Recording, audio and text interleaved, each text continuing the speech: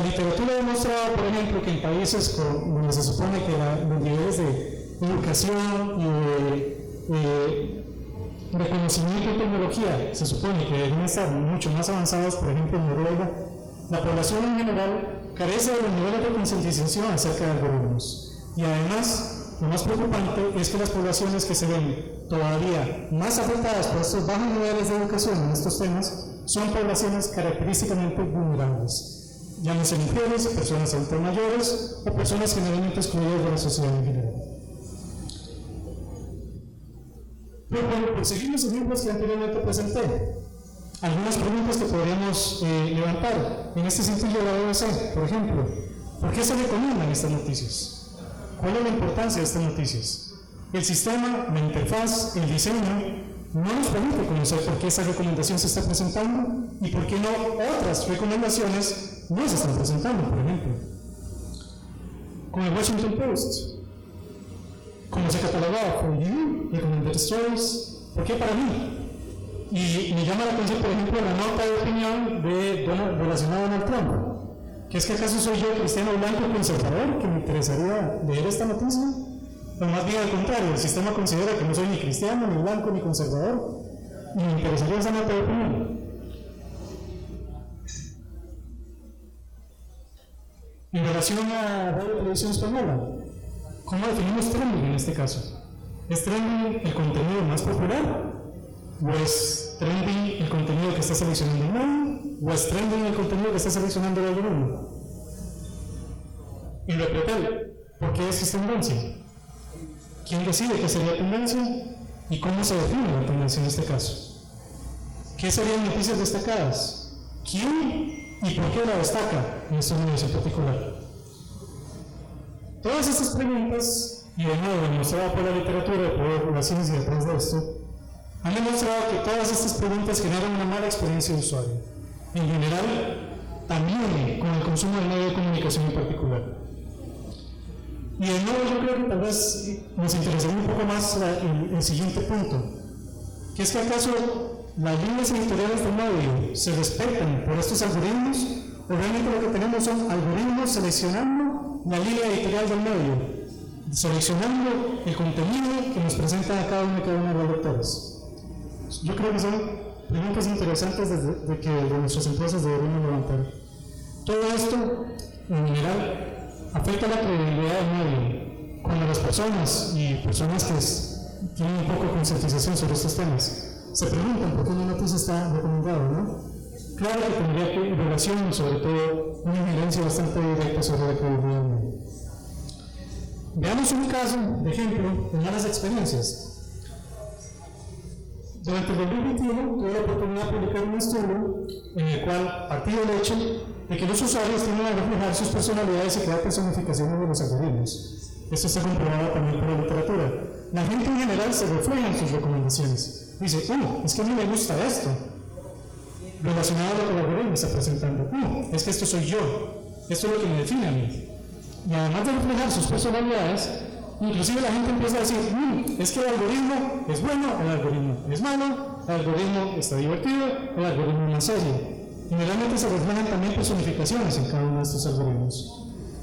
También hay creencias y teorías populares que las personas, a la hora de utilizar el consumo de estos algoritmos, empiezan a generar.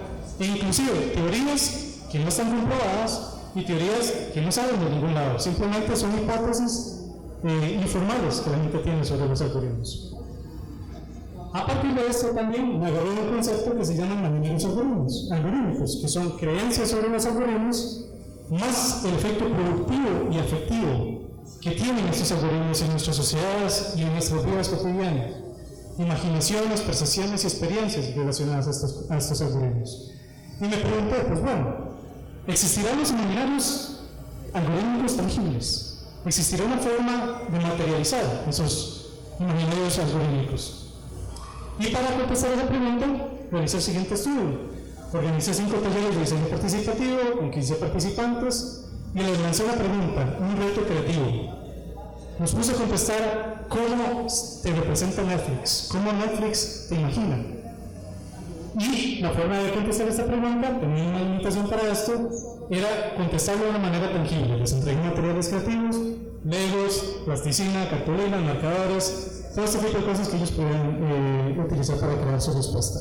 Luego, apliqué entrevistas estructuradas individuales a 10 de los participantes de estos talleres para poder tener todavía una retroalimentación sobre estas representaciones tangibles y bueno, ellos me ofrecieron todavía más feedback sobre el tema.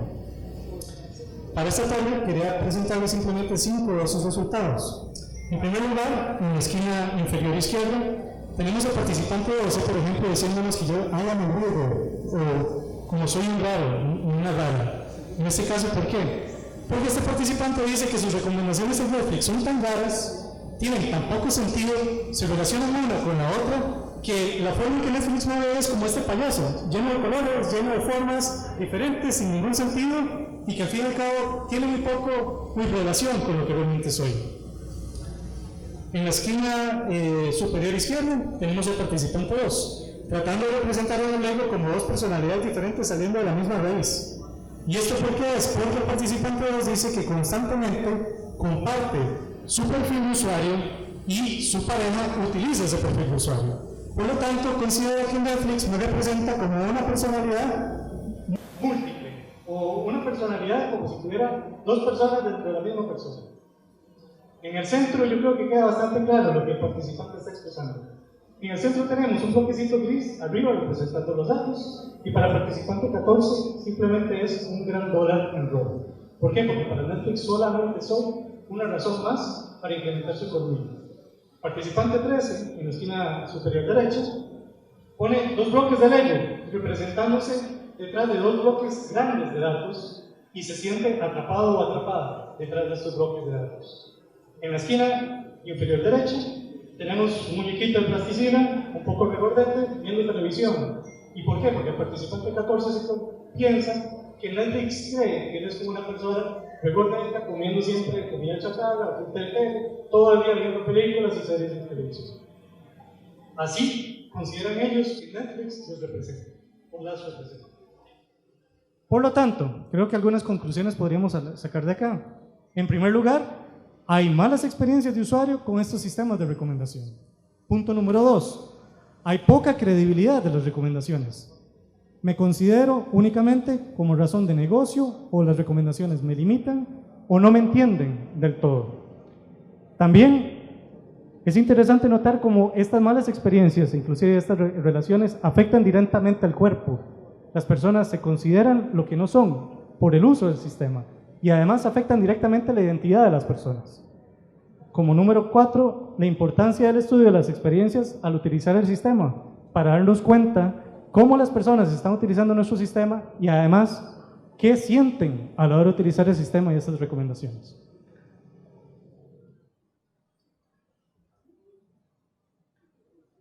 Les quería también generar algunas preguntas de reflexión respecto a este tema. ¿Se siente mi público encerrado con las recomendaciones que le ofrezco? ¿Se sienten limitados por esas recomendaciones? ¿Siente mi público que mis recomendaciones lo encasillan en estereotipos o identidades que no los representan o que no las representan? ¿Siente mi público que mis recomendaciones no son útiles y tienen poco sentido con su personalidad o con sus gustos? ¿Siente mi público que las recomendaciones únicamente pretenden capturarlo por motivos económicos? Número 5. Considero los posibles usos compartidos de las cuentas de usuario que podrían tener mis lectores o mi audiencia y compartir estas cuentas de usuario.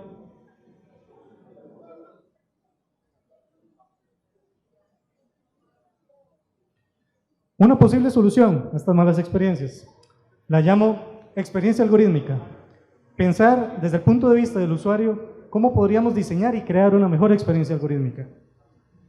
Y este concepto de experiencia algorítmica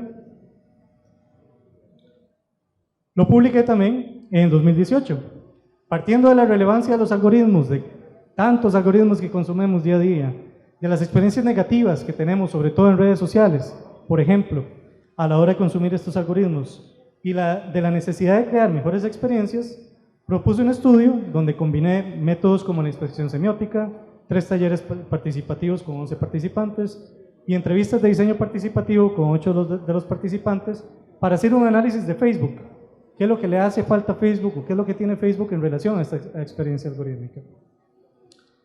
Y es aquí donde propuse el concepto de experiencia algorítmica, que literalmente lo propuse así: es una herramienta analítica para repensar los algoritmos desde una perspectiva centrada en el usuario, cómo los usuarios perciben esos algoritmos y cómo diseñar mejores experiencias con esos algoritmos también.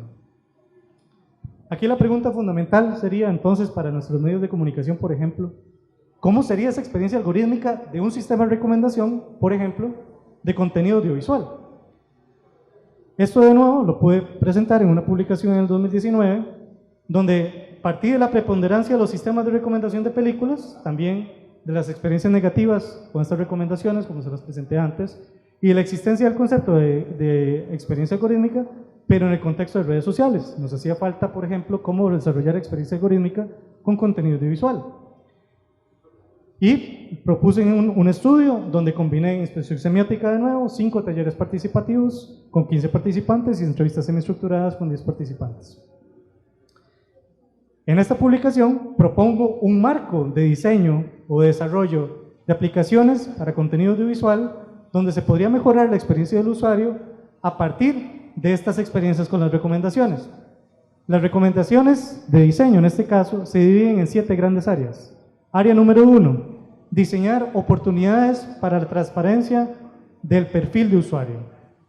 Tratemos que cada vez que desarrollamos sistemas como estos de recomendación, ofrecer una forma en la cual el usuario pueda constatar el perfil de usuario que se está creando detrás de nuestros medios de comunicación en nuestros sistemas. Número 2, administración de ese perfil. Ya que lo estamos mostrando, ofrezcamos también una forma de que el usuario pueda modificar ese perfil de usuario de acuerdo a sus preferencias reales. Número 3, control algorítmico del usuario. ¿Y a qué me refiero yo con control algorítmico? Ofrezcámosle a los usuarios la posibilidad de escoger cuándo quieren tener recomendaciones y cómo quieren tenerlas. Por ponerles un ejemplo, yo no sé si se han dado cuenta, pero en Netflix no hay forma de salirse de las recomendaciones. Todo son recomendaciones en Netflix. No hay, por ejemplo, una opción tan sencilla como filtrar cuáles son las películas que tienen en una lista, sin necesidad de intervención algorítmica detrás de esa oferta. Bueno, ofrezcamos, ¿por qué no?, una oportunidad de tal vez apagar o encender las recomendaciones o algo por el estilo, donde las personas tengan chance de salirse de las recomendaciones, si lo desearan. Concientización algorítmica, tal vez es importante en este caso diseñar oportunidades de explicación constante en nuestros sistemas, en nuestras interfaces, para decir cómo funciona el sistema de recomendación, para que las personas comprendan que hay un sistema de recomendación y para que más o menos entiendan que lo que consumen y lo que leen va a afectar tarde o que temprano este sistema de recomendación. Opción número 5 o área de desarrollo y de diseño número 5, la memoria selectiva del algoritmo. ¿Y a qué me refiero yo con esto? Ofrezcamos cada vez que diseñamos estos sistemas oportunidades para decirle al algoritmo, ¿sabe qué? Esto no me gusta, no me lo recomiende de ahora en adelante. Y poder, qué sé yo, eliminar recomendaciones en particular para evitar malas experiencias en el futuro y poder promover una mejor recomendación. También las prácticas sociales, como antes mencionaba, la gente tiene prácticas sociales al frente de nuestros sistemas. Y por lo tanto es importante considerar qué pasa si una persona comparte su perfil de usuario, por ejemplo, o qué pasa si varios perfiles de usuario están consumiendo mi medio al mismo tiempo y qué podría yo desarrollar respecto a esta oportunidad de interacciones sociales al frente de mi medio de comunicación. Y finalmente, estudiar y promover que las personas sientan que su sistema de recomendación es útil, porque en muchos casos la gente, los usuarios expresan que realmente el sistema de recomendación no es útil y no está ofreciendo lo que realmente andan buscando ver. Ante esto también les propongo algunas preguntas de reflexión que espero les ayuden sus medios de comunicación. Número 1, estudio a mi público para conocer cómo diseñar estos sistemas de recomendación.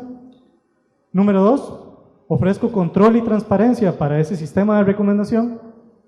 Número 3, ofrezco alternativas de información a las recomendaciones, una opción, por ejemplo, para salirse de esas recomendaciones. Número 4, ofrezco evitar recomendaciones indeseadas hacia el futuro, tratar de evitar recomendaciones que el usuario no quiere hacia el futuro. Número 5, considero posibles prácticas sociales alrededor de estas recomendaciones. Y número 6, propongo y estudio cómo aumentar la utilidad de este sistema de recomendación en mi medio de comunicación. Acá lo interesante es que el diseño, en otro estudio lo demostré también, no lo es todo. La interfaz de usuario no es todo para mejorar la experiencia de usuario. Partí en este estudio del 2020 de las creencias algorítmicas y las teorías populares que anteriormente les mencioné, también de los estudios previos centrados en youtubers. Mucha gente que estudia YouTube se centra en estudiar las experiencias que tienen los youtubers con el algoritmo de recomendación, porque obviamente son personas que se ven afectadas directamente y sobre todo económicamente con este sistema. Y también partí del desconocimiento acerca de creencias populares sobre algoritmos, pero en usuarios de mediana edad. Parece mentira, pero se estudia muy poco estos temas con personas de mediana edad, sobre todo, de nuevo, por el énfasis que se hace en los youtubers. Entonces, ante esta necesidad, hice un estudio con 18 entrevistas semiestructuradas, donde procuré repartir estas entrevistas equitativamente entre Bélgica, Alemania y Costa Rica, para también notar si había diferencias culturales en las experiencias. Sin embargo, las experiencias en general son las mismas. Y entrevisté a participantes entre 37 y 60 años con una media de 43.9 años para enfocarme en esa población de mediana edad. Y bueno, entre muchos resultados respecto a las creencias que tiene la gente respecto al sistema de recomendación en YouTube, relacionadas por ejemplo a las acciones que hace el usuario, a las dinámicas de redes sociales que tiene YouTube y además al sistema de recomendación, quisiera llamar la atención sobre todo a la cuarta área, donde la organización y las políticas de la compañía tienen una influencia directa en las creencias que tiene la gente respecto al sistema de recomendación. ¿Y a qué me refiero yo con esto? La imagen de la empresa produce creencias respecto al sistema de recomendación. Si la gente tiene teorías raras acerca de Google, esas teorías raras acerca de Google se van a reflejar en las teorías raras que tienen sobre sus algoritmos. Por lo tanto, creo que aquí hay una oportunidad muy interesante para los y las profesionales de relaciones públicas. Mantener estrategias de relaciones públicas también tendría un efecto en cómo las personas tienen experiencias con estos sistemas de recomendación y cómo podrían guiarse estas experiencias con los sistemas de recomendación. Por ponerles un ejemplo, con YouTube, mis participantes expresaron que muchas de las recomendaciones son pagadas. Eso a pesar de que no hay forma de constatar si hay youtubers, por ejemplo, pagándole a Google o a YouTube para poner recomendaciones en cada una de nuestras recomendaciones. Sin embargo, eso creen las personas. Número 2, los usuarios y los participantes creen que Google y YouTube comparten mis datos con terceros, cosa que no lo ven bien, cosa que no les gusta y cosa que es bueno evitar también para mejorar las experiencias con los sistemas. Y además, los participantes creían que habían como expertos psicólogos allá en Google, sentados alrededor de una mesa, pensando constantemente cómo hacemos para engañar a las personas y hacerlos creer que viendo YouTube todo el día van a ser más felices. Ese tipo de ideas van relacionadas a la compañía. No tienen forma los usuarios de poderlo constatar en un sistema como YouTube. Sin embargo, esa imagen de la compañía afecta sus experiencias con el sistema.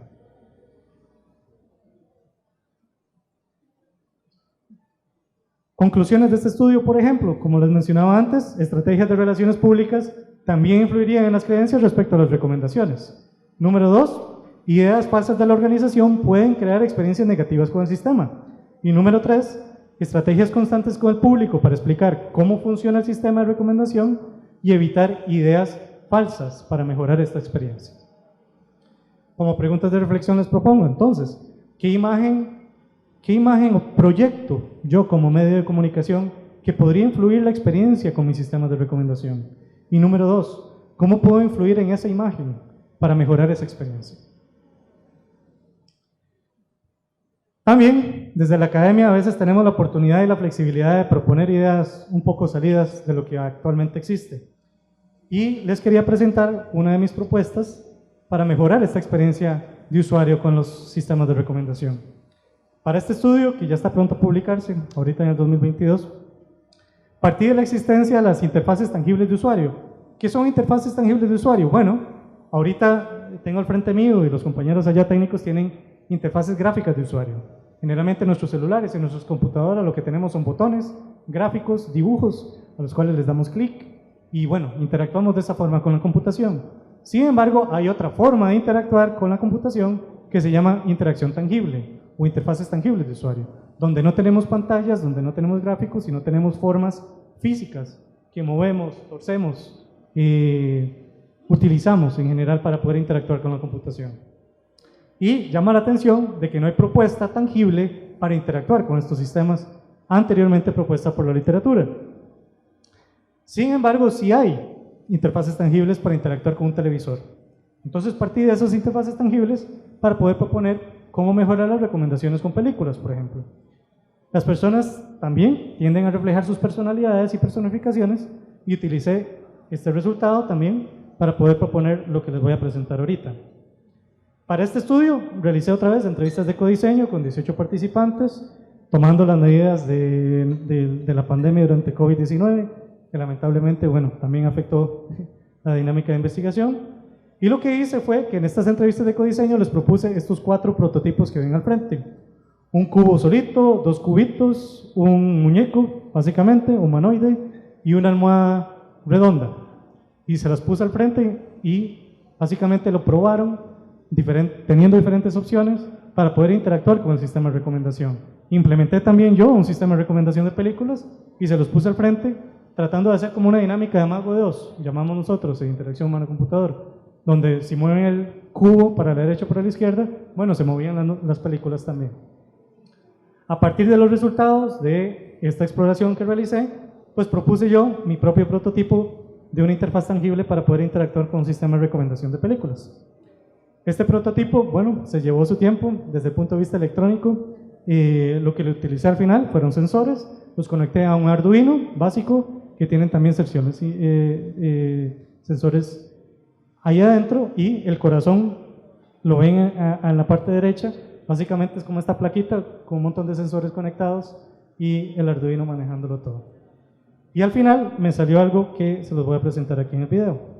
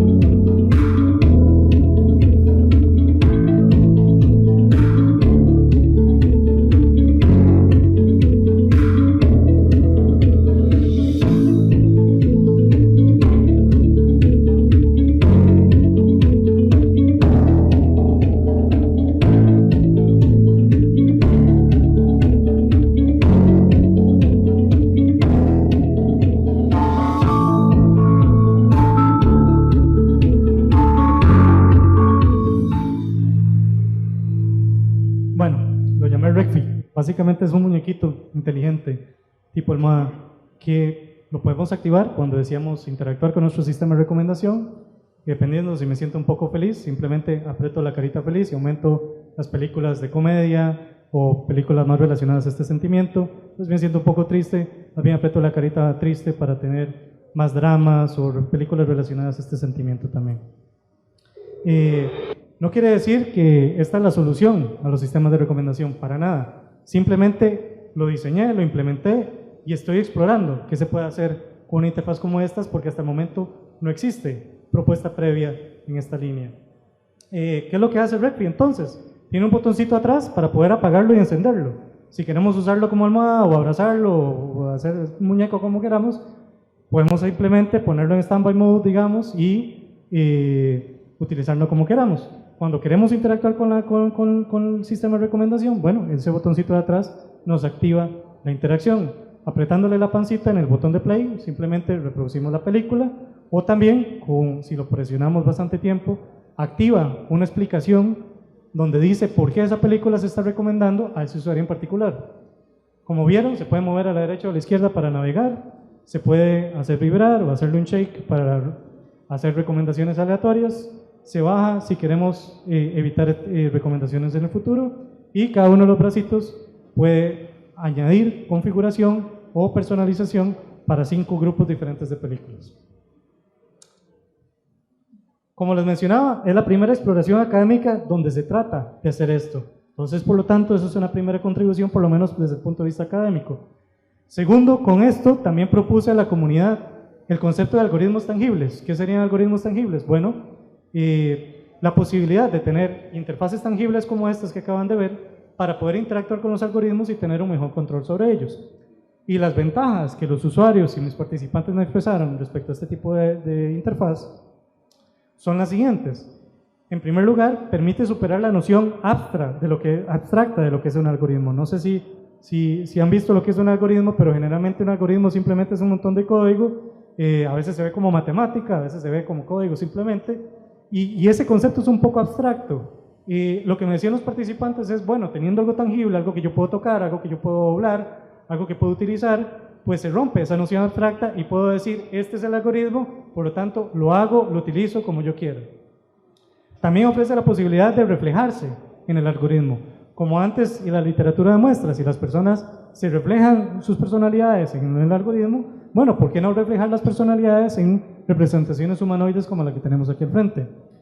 También permite nuevas formas de prácticas sociales alrededor de los algoritmos, porque al tener algo tangible, pueden las personas compartirlo. Si están varias personas viendo televisión o viendo películas o algo por el estilo, pueden interactuar en conjunto con esta interfaz y por lo tanto tener nuevas prácticas sociales al frente. Y también motiva la elicitación explícita de preferencias, y esto es algo que generalmente para las personas que implementan sistemas de recomendación es un problema constante. Muchas de las personas, por poner un ejemplo, siempre expresan que no saben que Netflix tiene un pulgar arriba y un pulgar abajo, y yo creo que lo acaban de activar también, para poder decirle, hey, esta película sí me gusta, seguirla recomendando, recomendame cosas parecidas, o al contrario, no me gustan. Bueno, eso es un problema constante en la literatura también. La gente, si no descubre estos pulgares de arriba y abajo, también los utiliza muy poco. Y lo que se quiere es buscar soluciones para que las personas lo utilicen más y poder mejorar los sistemas de recomendación a partir de esto, que son elicitaciones explícitas de las preferencias. Y lo que me decían los participantes es que, bueno, teniendo algo tangible, me motiva todavía más a expresarle al sistema que me gusta y que no me gusta. Por lo tanto, también mejorando el sistema de recomendación. Obviamente, también hay desventajas de este tipo de exploración y se relacionan mucho a las interfaces tangibles de usuario que antes se desarrollaban en otras áreas.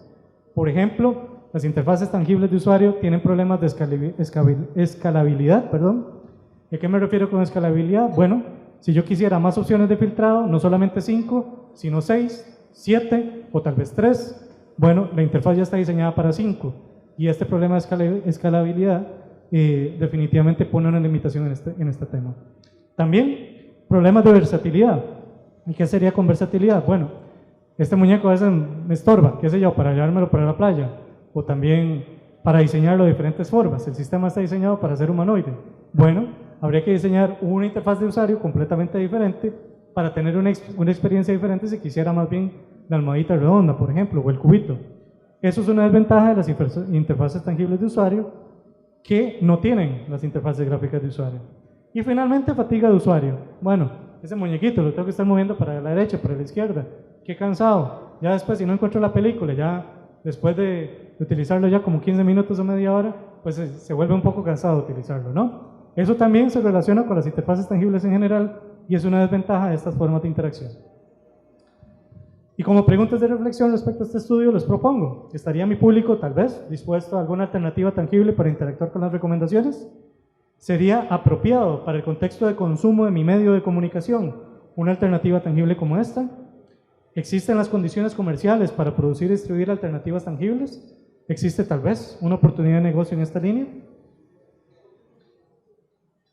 Para finalizar mi presentación, nada más quería también ofrecerles algunas recomendaciones finales alrededor de este tema de algoritmos y de recomendaciones de inteligencia artificial. Número 1. Importante considerar siempre un diseño centrado en las personas. Y aquí quisiera hacer la invitación.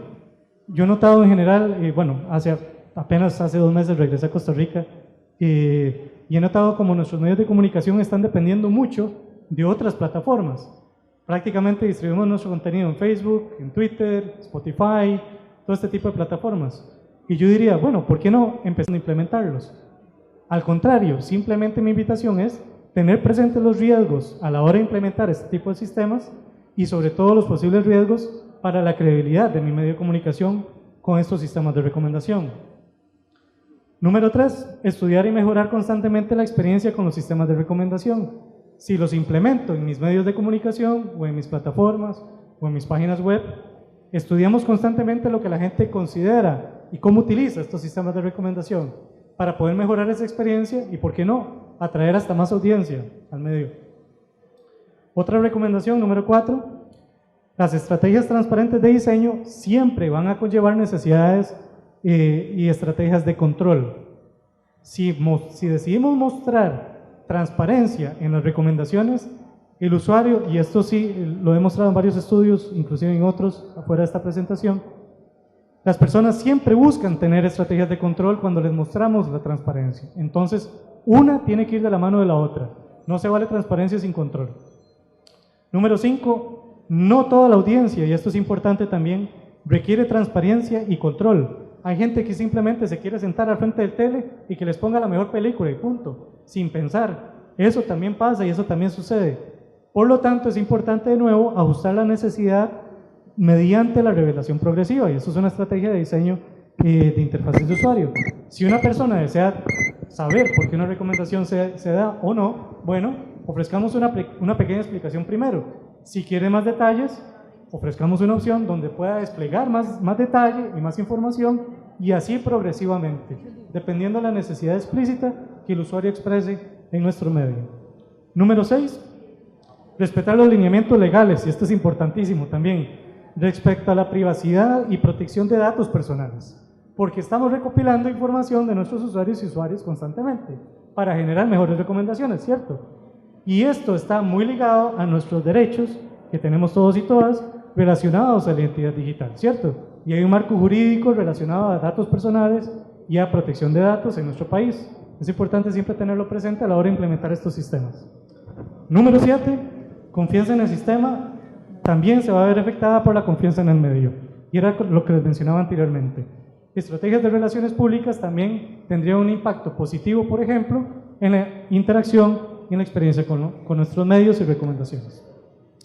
Muchas gracias, por aquí pueden encontrar mi contacto, me encuentran en Facebook, en Twitter, en LinkedIn también, y en la Escuela de Comunicación Colectiva, particularmente en el Laboratorio de Interactividad para la Comunicación, Beta Lab, donde nos dedicamos a estudiar estos temas, y con mucho gusto estamos a la orden para ayudarles en lo que deseen. Muchísimas gracias y abramos el espacio para preguntas y comentarios.